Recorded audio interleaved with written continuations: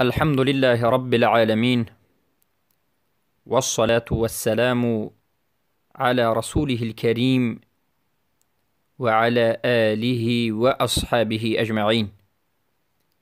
أما بعد، السلام عليكم ورحمة الله وبركاته. بإذن الله تعالى این حلقه 48 از آموزش کلمة التوحید لا اله الا الله محمد رسول الله می باشد که معنیش نیست معبود برحق بجز الله و محمد صلی الله علیه و سلم بنده و رسول الله هستند. برادران و خواهران موحدم، بارک الله فیکم. در حلقه گذشته به شما مسائل چند در مسئله های اخلاص صحبت نمودیم، در جمله مرتبه های اخلاص که اصل است و کمال است و قوادح الاخلاص، شکننده های اخلاص، عمل هایی که اخلاص را نابود نمی کند و اخلاص و نیت عادت را به عبادت تبدیل می دهد و این چنین بالعکس و مسائل دیگر. و در این حلقه 48 نیز کوشش می نماییم آخرین مسئله هایی که تعلق به اخلاص دارد که شرط صحت لا اله الا الله است کاملا بیان نماییم و با همین کوشش بکنیم که حلقه 48 پایانی شرح و توضیح شرط چهارم صحت کلمة التوحید لا اله الا الله باشد.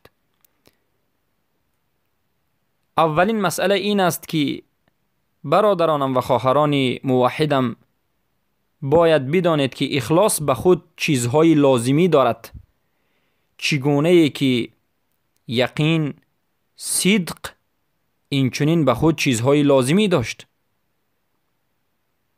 اینچنین اخلاص نیست به خود چیزهای لازمی دارد. چگونه بیان کردیم چیزهای ضروری و لازمی یقین این صدق است و چیزی که به صدق باید همراه همیشه بیاد این عمل است. پس لوازم یعنی چیزی که باید بعد از مخلص شدن انسان باید به وجود بیاید، همراه اخلاص بودنش همیشه ضرور است، چیست؟ البته چندین چیز هست، اما بزرگترینش این صدق است. شرط سوم لا اله الا الله محبت است. شرط پنجم لا اله الا الله و قبول است. شرط ششم لا اله الا الله و انقیاد است. شرط هفتم لا اله الا الله. یعنی وقتی که اخلاص به وجود آمد باید صدق، محبت، قبول و انقیاد باید به وجود بیاید. البته در این مسئله کمی بدتر صحبت می نماییم در موضوع علاقه اخلاص به باقی دیگر شرط های کلمة التوحید، یعنی اخلاص به دیگر شرط های لا اله الا الله چه علاقه دارد صحبت می نماییم. و این چنین از چیزهای لازمی اخلاص این توکل بر الله رب العزت و الجلال است. توکل و تخلص، خلاص شدن از غیر الله و یگانه به الله تکیه و توکل نمودن. در حقیقت لذت و کیفیت و اطمینان توکل را مخلصان می چشند و این درجه بالای ایمانی که و کیفیت و لذتی که در توکل است برای مخلصین الله سبحانه و تعالی داده است. پس وقتی که اخلاص شما قوی شد توکل شما هم باید قوی باشد. اما وقتی که توکل ضعیف است بدانید که اخلاص ضعیف است.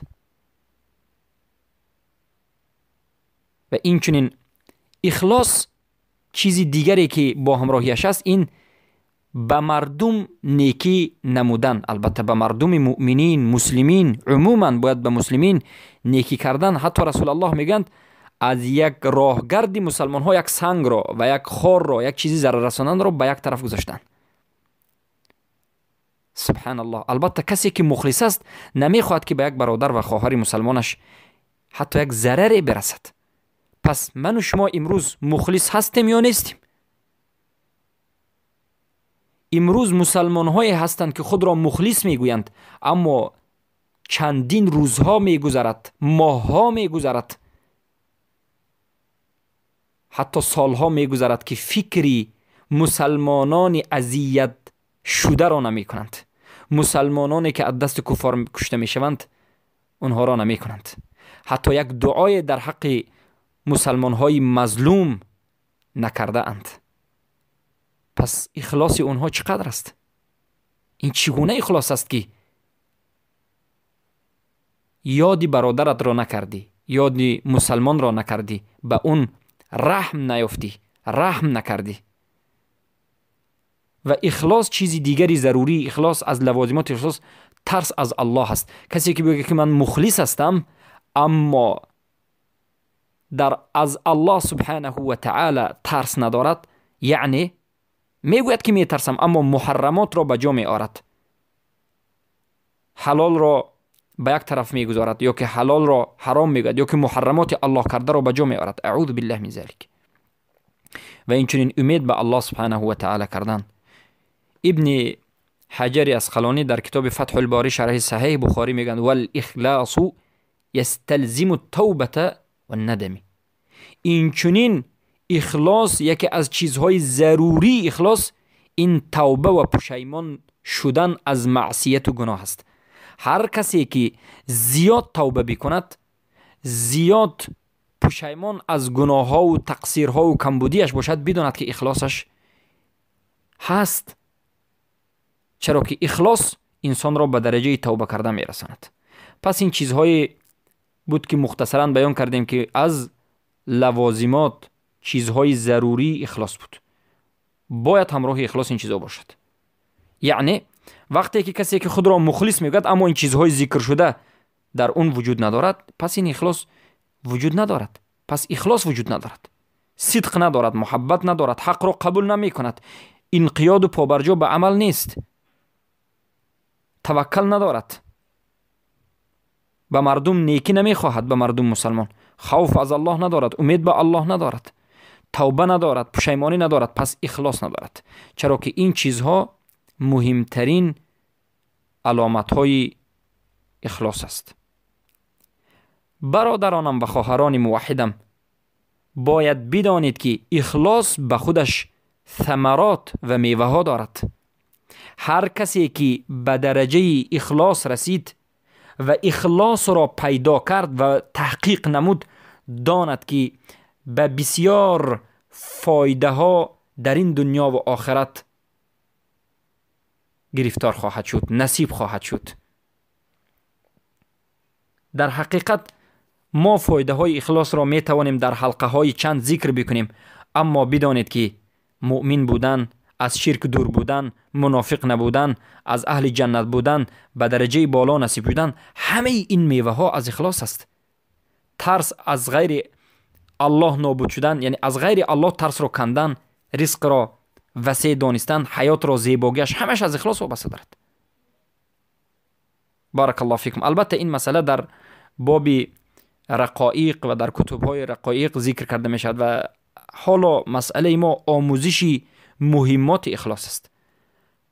پس اخلاص اهمیت بزرگ در مسائل شرعی و به اصل دین دارد.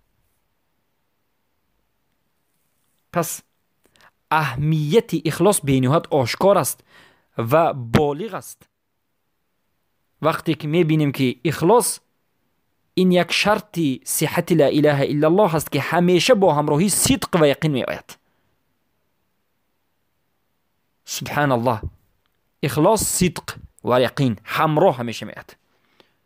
از این فهمیده میشد که اخلاص اهمیت بزرگ دارد و این چونین متفاوت بودن درجه های انسان ها، یعنی یک رنگ نبودن مسلمان ها بلکه درجه های بالا را دریافت کردن مسلمان ها از دیگر مسلمان ها به درجه اخلاص است. قبول شوی طاعتش در نزد الله نسبت به اخلاص است. چقدر اخلاص داشته باشد همان قدر طاعت شما اجرش زیاد است. اجری ثواب طاعت شما مبنی بر اخلاص است. بارک الله فیکم. و همه این سخنها در شرح سومین شرط صحت لا اله الا الله که صدق بود بیان کردش در که البته صدق هم مثل اخلاص است در این مسئله. و این چونین اهمیت اخلاص از اینجا هم فهمیده می شود که اخلاص همیشه همراه و اقتران انقیاد می آید. البته کلمه انقیاد چی معنی دارد در حلقه های آینده به شما بیان می شود. انقیاد یعنی قبول کردن و پابرجا بودن و عملها را همیشه با انشراح صدر انجام دادن می باشد. بارک الله فیکم. و این چنین اهمیت اخلاص از جای دیگر این است که وقتی که نظر میکنیم علاقه اخلاص را به بقیه شرط ها که البته اخلاص مقامی بالا را دارد و باید بدانید که اخلاص این شرط صحت توحید است. شرط صحت کلمت التوحید لا اله الا الله است. و نبودن اخلاص سبب می شود که اسلام انسان قبول نمی گردد. وقتی که اخلاص نابود شد عبادت به وجود نمی آید. عبادت انسان قبول نمی گردد. بودن عبادت به مانند نبودنش است. پس اخلاص این اصل توحید است و اصل صحیح بودن توحید است. اخلاص نشد توحید نابود شد. پس بدانید که تمام عبادت هایی که انسان انجام می دهد که به اخلاص است این عبادت گویا که نبوده است. این عبادت محکم است و این عبادت قبول نیست. ابن عباس رضی الله عنهما میگند عبدالله ابن مسعود کل امر بالعبادت فالمراد به التوحید، یعنی تمامی امری که الله رب العزت و الجلال در قرآن بر عبادت کرده است باید بدانید که این امر بر توحید است. ما در دلیلی که در حلقه 2-3 حلقه پیش در مسئله دلیل ها از قرآن نسبت اخلاص آوردیم، الله سبحانه و تعالی به ما چندین جای قرآن در چندین جایش بیان نمود که و ما امروا الا لیعبدوا، چندین آیت فقط اعبدو یعنی الله را بپرستید عبادت بکنید. همین کلمه عبادت به کدام معنی میاد؟ ابن عباس رضی الله عنه مفسر امت، بحر امت از نظر علم که رسول الله صلی الله علیه و سلم در حقشون دعا کردن اللهم فقهه فی الدین و علمه التأویل ای تفسیر. این فقیه امت صحابه جلیل ابن عباس رضی الله عنه میگند هر یک امری که الله در قرآن برای عبادت نمود دانید که این توحید برای توحید است. پس وقتی که توحید نیست عبادت هم نابود خواهد شد. پس عبادت به اخلاص، عبادت های به اخلاص و این چونین عبادت که به اخلاص آمده است به مانندی به توحیدی است. یعنی عبادت به اخلاص قبول نیست. عبادت به اخلاص و به توحید به مانندی نماز است که به طهارت است. یعنی انسان وقتی که نماز را خوب میخواند، در جماعت میخواند، زیبا میخواند، اما طهارت ندارد، این نمازش قبول نیست. و البته شیخ امام محمد ابن عبدالوهاب رحمه الله در همین موضوع به نهایت یک کلام نفیس و نادر البته در همین باب دارند. شیخ محمد ابن عبدالوهاب میگویند فالشرك متى ما دخل في العبادة افسدها و ابطلها. پس شرک هنگامی که یا هر گاهی که به عبادت داخل شد و همراه شد، این عبادت را فاسد میگرداند و باطل میگرداند. چگونه ای که الله تعالی در سوره زمر آیت 65 گفت: اعوذ بالله من الشیطان الرجیم ولقد اوحی الیک و الی الذین من قبلک لئن اشرکت لیحبطن عملک ولتکونن من المخاسرین. به تحقیق وحی کرده شد، از جانب الله وحی نازل کرده شد ای محمد به تو و به همان کسانی که پیامبرانی که پیش از تو آمده بودند. وحی این است که اگر شرک انجام دادی باید بدانی که تمام عمل تو نابود و حبطه و بی ارزش خواهد شد و تو از جمله زیان کشیدگان و خاسرین خواهی شد. سبحان الله. ولقد اوحی الیک و الی الذین من قبلک لئن اشرکت لیحبطن عملک ولتکونن من الخاسرین. این برای پیامبر است. پس چی برسد بر دیگر انسان ها؟ تمام انسانی که شرک کرد همه عملش نابود میشد. تمام نیکی که کرده بود، تمام عبادت که کرده بود نابود میشد و از جمله زیان کشیدگان میگردد. و این چنین در حدیث صحیح آمده است که البته حدیث صحیح و قدسی است که الله سبحانه و تعالی میگه: انا اغنی الشرکاء عن الشرك، انا اغنی الشرکاء عن الشرك من عمل عملا اشرک فیه معی غیری ترکته و شرکه. من غنی هستم، من بینیاز هستم از شرک انجام دهندگان مشرکین، از مشرکینی که شرک انجام میدهد. الله میگه که من بینیاز هستم. پس هر کسی که عملی را انجام داد که در این عمل به من شرک قرار میدهد، با همراهی من غیر من دیگر یک چیزی را شریک من میسازد، باید داند که من خودی همون انسان مشرک را هم ترک کردم و همون عمل شرکش را هم ترک کردم. سبحان الله. این حدیث بینات حدیث قوی است. انا اغنی شرکاء عن الشرك من عمل عملا اشرک فیه معی غیری ترکته و شرکه. پس بدانید که شرک بر دو قسم است. قسمی که اصل اسلام را، اصل دین را نابود می کند و انسان را از ملت اسلام بیرون می کند، کافر می کند. کفر اکبر است، به مانند دعا کردن غیر الله و ریای درجه بالاترینش و غیر ذلك. و این چنین سجده کردن به قبرها، طواف کردن و چیزهای دیگر.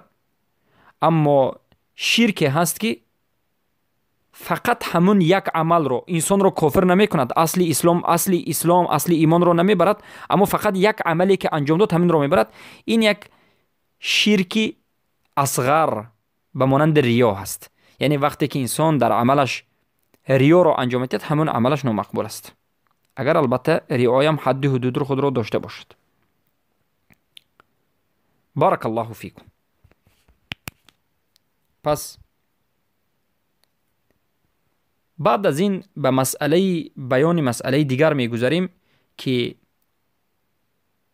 اخلاص یا که علاقه جهل به نابود شدن اخلاص.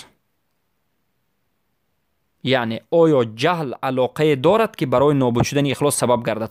یعنی آیا جهل سبب نابود شدن اخلاص می باشد؟ البته هر کسی که اخلاص را به سبب جهل فقد کرد، یعنی از دست داد، نابود کرد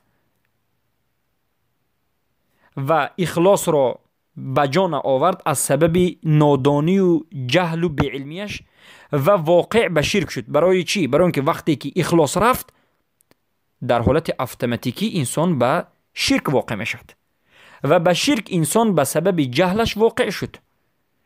عملهای شرکی اکبر را انجام داد در حالتی که خودش نمیداند که شرک را انجام داده ایستاده است. خودش نمیداند که این عملی کرده ایستاده شرک است.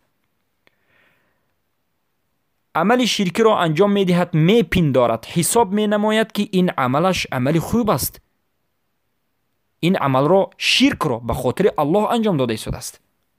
شرک را عبادت حس میکند، شرک را شرک بودنش را نمیداند و همین شرک را مخلصانه برای الله میکند. اعوذ بالله من ذلك والعیاذ بالله.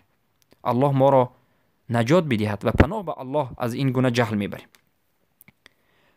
پس حکم این انسان چیست؟ باید بدانید که اهل سنت و جماعت میگویند فهذا لا يرفع عن اسم الشرك وحكمه ولا يسقط تکفیره. این حالت جاهل بودن که سبب شد که انسان به شرک رود، اسم شرک را و حکمش را از این انسان بیرون نمی کند. یعنی انسان جاهلانه وقتی که شرک را انجام داد، ندانست که شرک است، شرک را انجام داد، فکر کرد که این شرک نیست، در شرک اخلاص کرد، از سبب جهلش داند که این انسان مشرک است و حکمش کفر است و تکفیر کرده می شد، کافر کرده می شد، کفر گفته می شد. تکفیر یعنی کفر گفتن. و این مذهب اهل سنت و جماعت است. اما مذهب مرجعه عصر حاضر این است که کسی که شرک را ندانسته انجام داد، شرک را کرد و ندانست که این شرک است، این کافر نیست. البته این مسئله بنیاد مسئله نازک است. یعنی ما یک قاعده داریم، قاعده اهل سنت و جماعت در مسئله شروط التکفیر. ما میگیم الا یقصد الفعل. یک انسان یک منکر را انجام داد، شاید شرک را انجام داد، اما همین شرک را قصد نکرده، فعل شرک را قصد نکرده بود که بناگاه به وجود آمد. دلیلش روایتی که در والله علم صحیح مسلم آمده است، حدیث صحیح است که وقتی که یک مرد در صحرا با شترش که آب بر بالای شترش بود راه میگشت، بناگاه که شترش از نزدش نابود شد، غیب زد، در یک صحرا مرگ به سراغش آمد. مقصد وقتی که شتر با آب رفت در این صحرای جزیره از تشنگی میمرد. در این حالت به نهایت غمگین بود و از الله دعا میکرد. در حالت به نهایت غمگینی ایستاده بود که خود به خود شترش گشت و آمد، یعنی خود به خود بار دیگر حیات آمد. از خرسندی دعا کرد و گفت اللهم انت عبدی و انا ربک. ای الله، تو بنده من هستی و من رب تو هستم. یعنی خطا کرد، قصدش این سخن نبود. این انسان میخواست که ای الله تو رب من هستی و من بنده تو هم. اصلی مقصدش همین بود، اما غلط برآمد. یعنی کلمه شرکی را گفت اما مقصدش کلمه شرکی نبود. یعنی همین مکان شرک یا که همین فعل شرک، همین سخن شرکی را که قصد نکرد، قصدش سخن درست بود و غلط خطا برآمد. در این حالت انسان مشرک نیست. یعنی الا یقصد الفعل، انسان فعل شرکی را یا که فعل کفری را قصد نکرده، بناگاه همین انجام داده شود و بعد از این فهمد که خطا شده است، به خطاگی باشد، در این حالت این انسان را ما مشرک نمیگیم.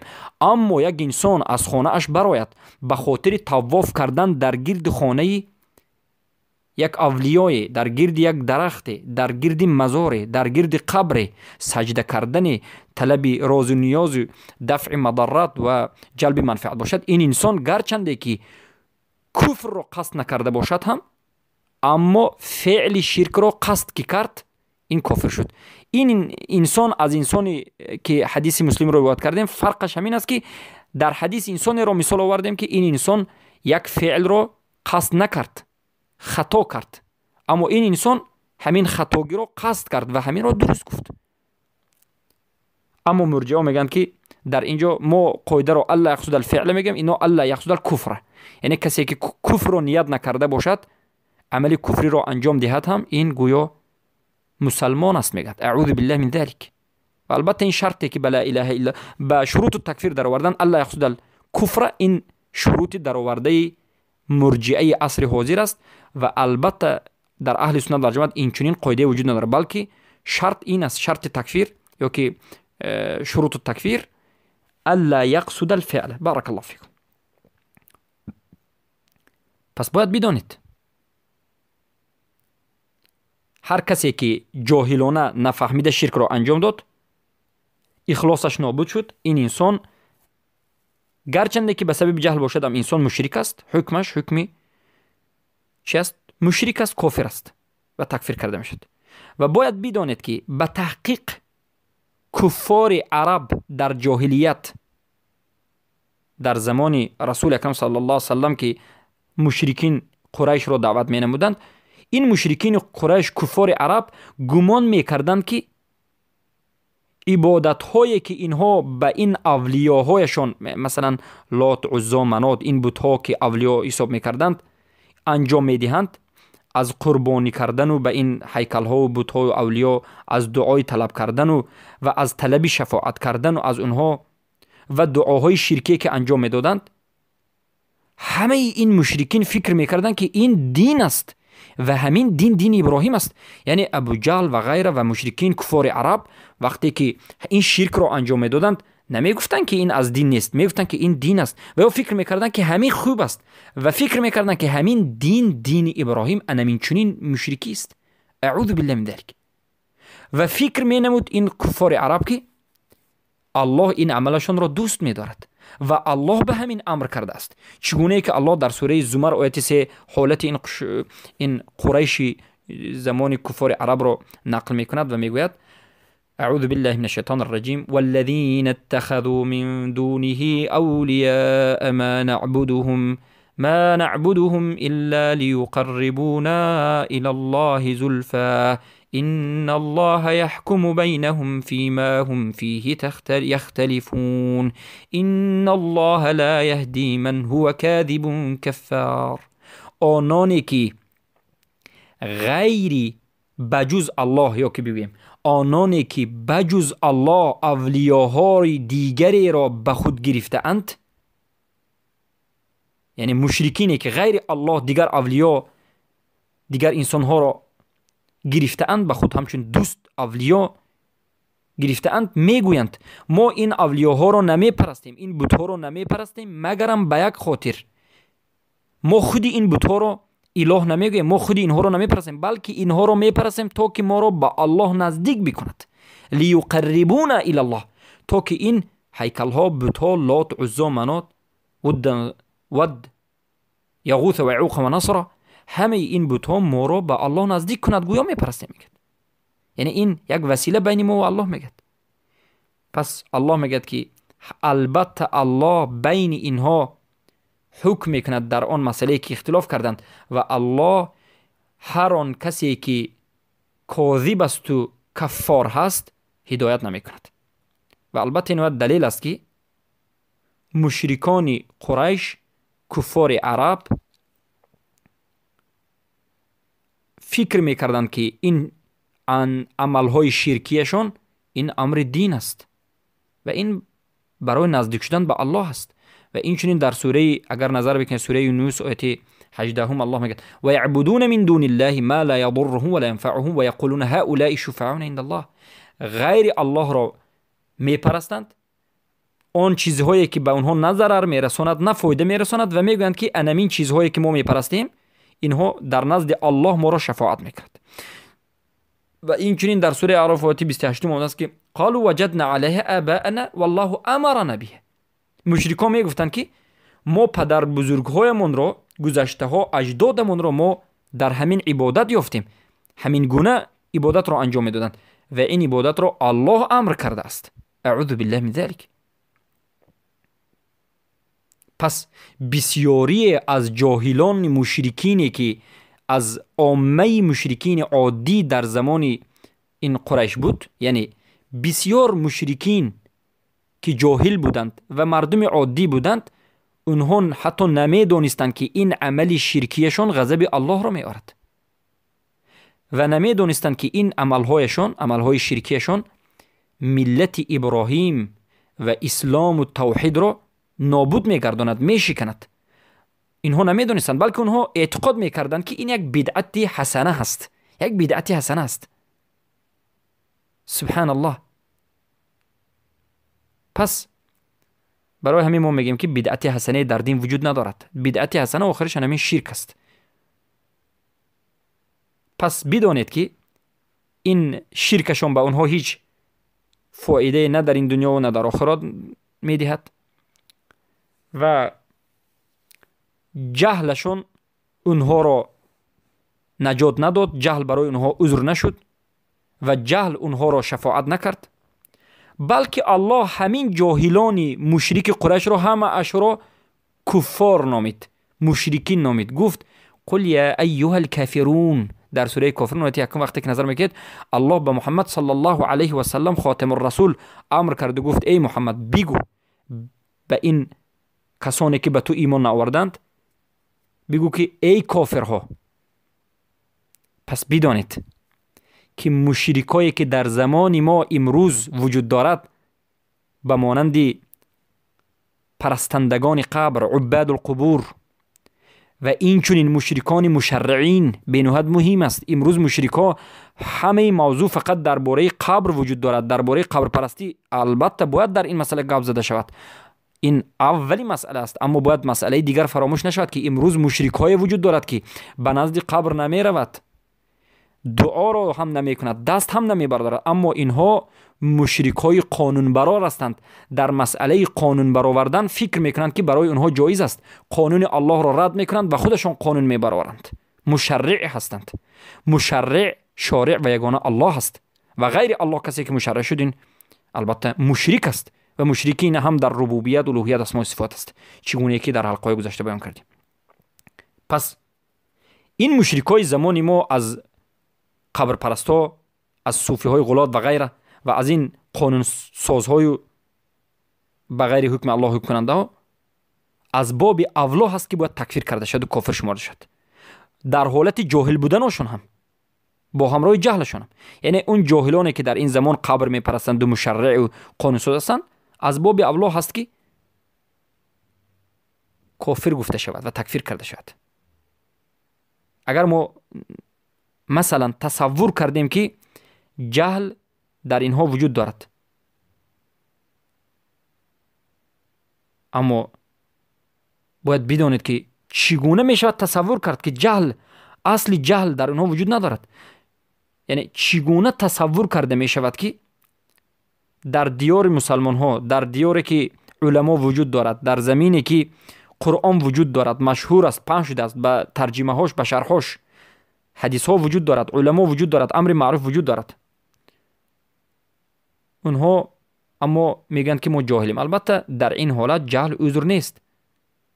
جهل در توحید و در ترک توحید و در واقع شدن در شرک جهل عذر نیست و این قول صحیح است و همین سخن را علما و ائمه دعوت، امام های دعوت توحید همین سخن را اختیار کردند. ابن القیم الجوزی، شیخ الاسلام ابن تیمیه در کتاب ایمان ذکر میکنند و این چنین محمد ابن عبدالوهاب، علماء دار النجد، علماء النجد، سليمان ابن عبدالله، عبداللطیف، شیخ ابن عبدالرحمن ابن حسن، محمد ابن ابراهیم،